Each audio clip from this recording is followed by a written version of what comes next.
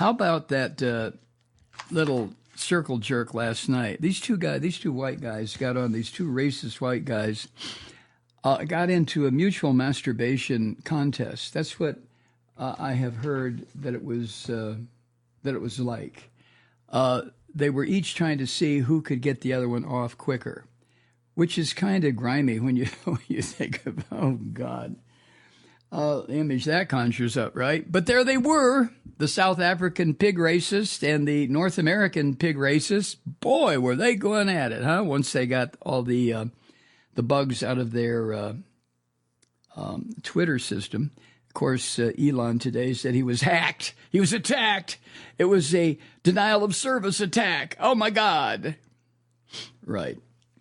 Anyway, on that little mutual masturbatory event, the Orange Bastard repeated a whole bunch of inaccurate claims, that means lies, that have become the staples for his shitty campaign.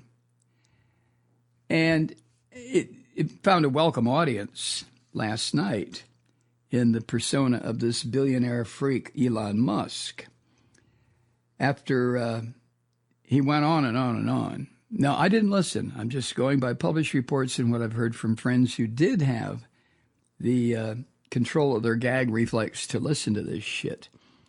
But he went on and describing the attempted assassination against him at that rally in Pennsylvania last month. And after doing that, the orange freak ran through his whole litany of complaints about immigration. And by the way, Elon jumped in on that too. Elon, who is an immigrant, is right there. He's willing to start screaming. I wonder how much labor Elon Musk employs that is immigrant labor. I'll bet you just fucking tons of it, huh? And, of course, they both ran up their attacks on Kamala Harris. However, thanks to Linda Q at New York Times, I have a list of the bullshit lies that Trump brought up. Of course, Trump can't open his pie hole without lying. Everything that comes out of his mouth. He is one of the few pathological liars that I have ever come across in my entire lifetime. Now, pathologically lying, I'm assuming, is listed in the DSM 5 or 6, whatever it is, as a psychological problem that causes its victims a whole lot of shit. But anyway, he is a pathological liar. So I've got a fact checked from what he said last night that I want to go down.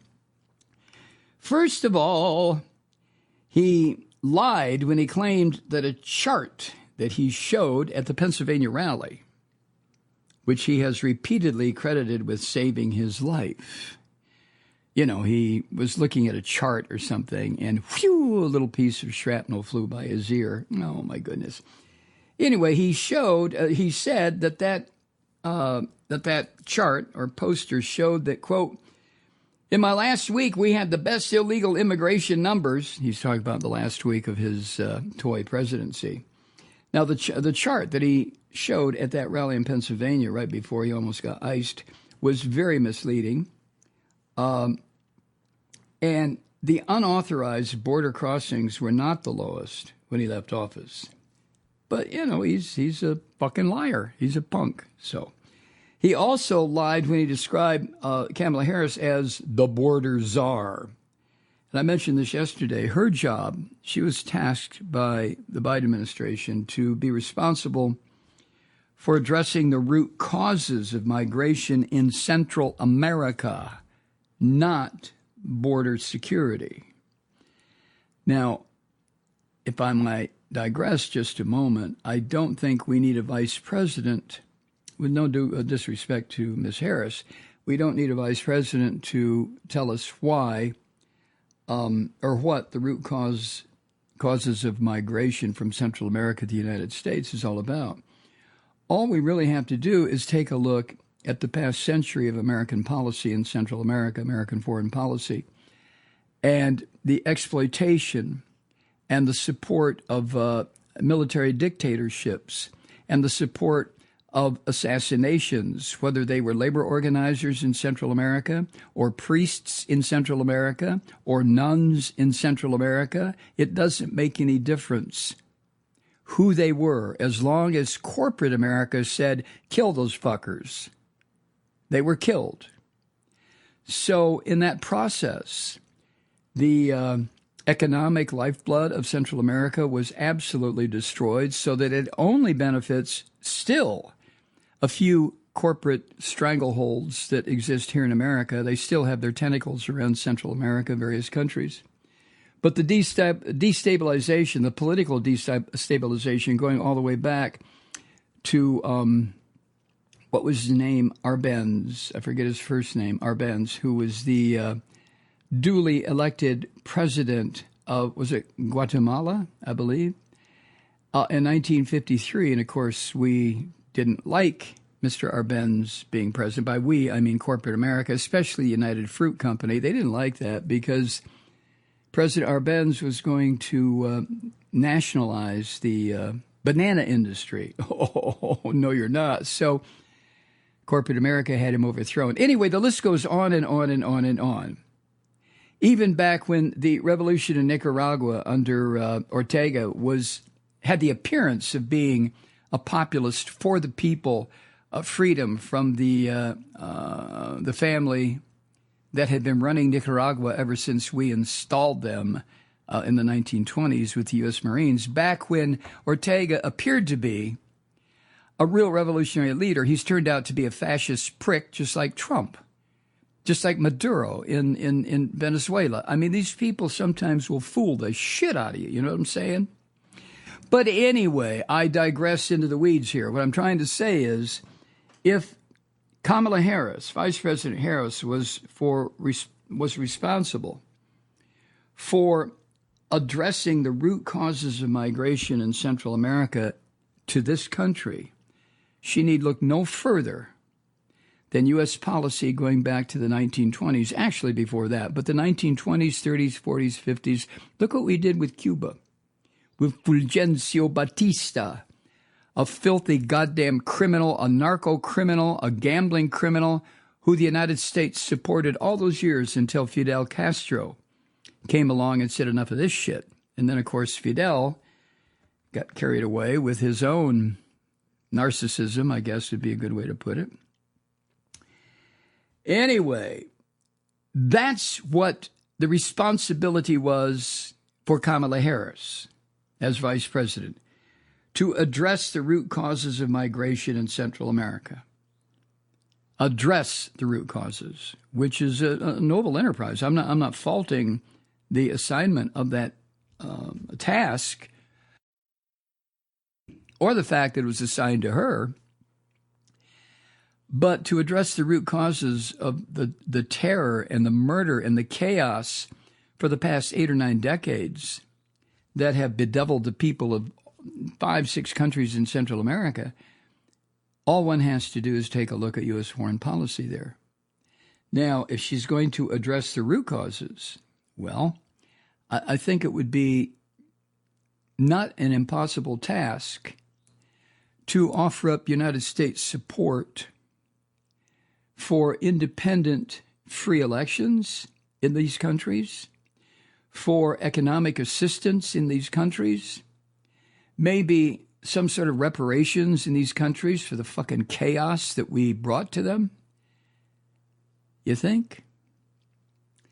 Anyway, back to the orange bastard. He said in his interview with the racist South African Elon Musk that 20 million people had illegally crossed the southern border under President Biden, which is utter bullshit, which is utter, complete, total bullshit. 20 million people. Give me a fucking break. The total might be closer to 7 million. What did I talk about the other day? Didn't I have that figure? I think I did. Moving along, the orange monkey claimed another lie, that other countries take unauthorized immigrants, quote, out of jails and prisons and bring them to the United States, end quote. Which is more horseshit. If Trump had any understanding of the fascist movements across the planet right now, he would understand that prison populations are increasing, not decreasing. Next, the lying bastard claimed that crime in Venezuela had declined 72% because of an exodus of criminals into the United States. I don't know what to say to that. 2 or 3 million people have left Venezuela, middle-class folks who have decided they cannot live under the repressive regime of this fucked up election-stealing thug Maduro. And again, at one point, I thought Maduro was going to continue the policies of Hugo Chavez, who did an awful lot with the oil reserves in Venezuela for the people of that country. But no, Maduro turns out to be another full-out, total, Trump-loving, freak-fuck dictator. So many people, 2, 3, 4 million people, according to government estimates, this government, have fled. And not criminals. These are not people like Trump who have fled, a fucking criminal, a liar, a rapist. These are people who decided they wanted to live someplace that was not under the iron fist of a dictator like Maduro. Moving along. Next, the orange scum said that Joe Biden, quote, shut down Keystone XL pipeline, which our pipeline that would have employed 48,000 people. Whew. Well, Biden did, in fact, rescind a permit for the pipeline. He did, for reasons that I don't have to explain to you. I'm sure you know why. One of the reasons, if you need a refresher, one of the reasons was because the pipeline, the part that Biden shut down and said, no, you're not going to put it there, passed right, or I think it was in Nebraska, passed over the Oglala, is that the way you pronounce it? Aquifer, which is under primarily the state of Nebraska, and which provides water for the breadbasket of the United States. And the people who run the Keystone XL pipeline, whether they're in this country or in Canada, the people who run it are such fuck-ups. How many times has there been a rupture in that pipeline where crude oil splashed out into the environment and destroyed every single goddamn thing it touched? So Biden said no. And as far as those 48,000 people that the orange bastard claims would have been employed, well, sit down for this one.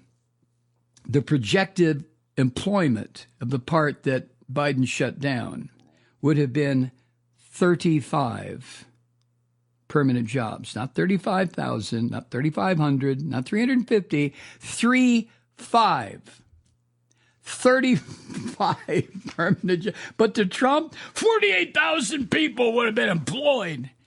You miserable prick. Oh, God, this guy turns my stomach. What's next? Oh, yeah.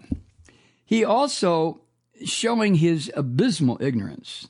This man is ignorant, on top of stupid, on top of ignorance. I mean, there's nothing that he fully understands except how to fuck over people, how to irritate the hell out of women, how to be he is a world-class grifter, an extravagant liar, and a sick fuck who's losing his mind. He is sinking into dementia right before our eyes.